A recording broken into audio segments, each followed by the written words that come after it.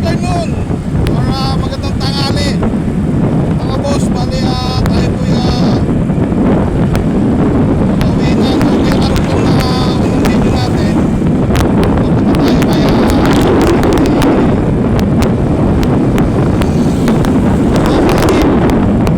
Hernandez. At yan. So ngayon po ay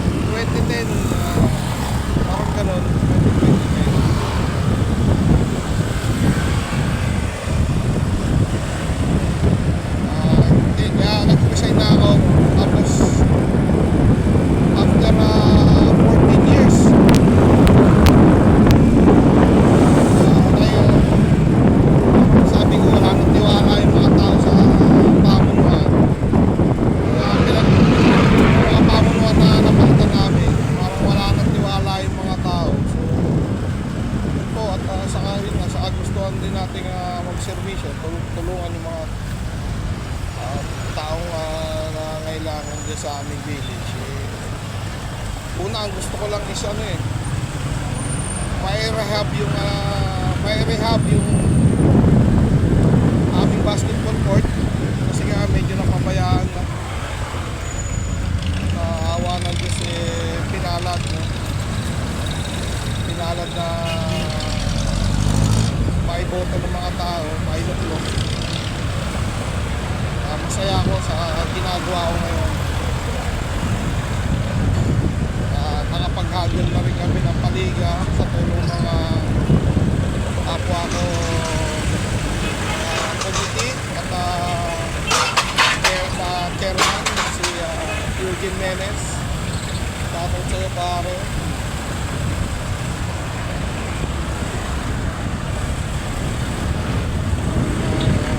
Ayun, may isa pa kaming project na i-repaint ang aming basketball court since 1 year na rin nakalipas nung na-sponsoran yung aming court sa tulong ni Konsyal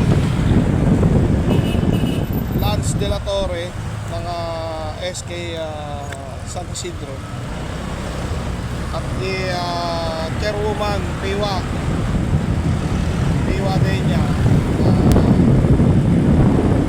na-sponsoran ng Milo yung aming basketball court. So maraming salamat. Yun nga, next year 2026 plano ko pong pinturahan din dyan at sa tulong din. Yun nga, marami kong tumutulong sa akin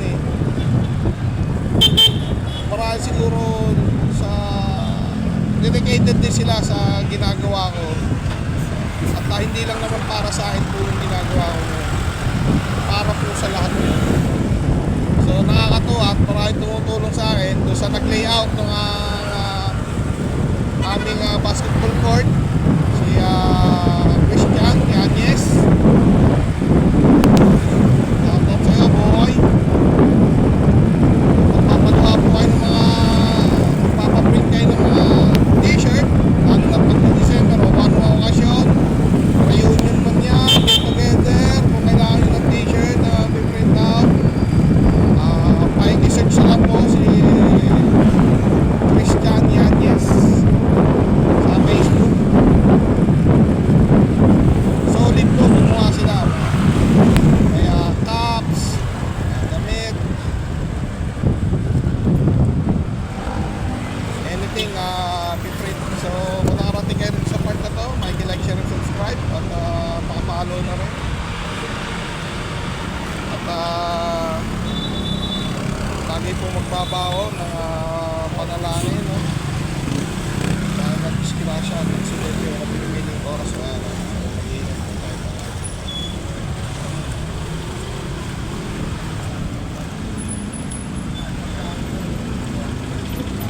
So bibili muna tayo ng paninda, then uwi na tayo.